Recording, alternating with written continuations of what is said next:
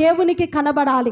నా ప్రభు నాకు ప్రత్యక్షమైనప్పుడు నా భుజము మీద చెయ్యేసి నా భుజము తట్టి, బలా నమ్మకమైన మంచుదాసుడా, నువ్వు నా ఎదుట నమ్మకంగా జీవించావు, ఇదిగో నా సంతోషములో పాలువాడవ్వని నా ప్రభు చేత నేను మెప్పు మహిమ ఘనత పొందుకోవాలని ప్రతి ఒక్కరూ కూడా ఆదిమ కాలము నుండి ప్రియమైన దేవుని బిడ్డ నేటి దినము వరకు కూడా ఈ సర్వాత్రిక సంఘం దేనికోసం ఎదురు చూస్తుందంటే, నా ప్రభు ఎదుట సిగ్గుపడనక్కర్లేని పనివాని వలె నేను నా దేవుని ఎదుట నిలబడాలని ఇదే తాత్పర్యంతో ముందుకు సాగుతుంది.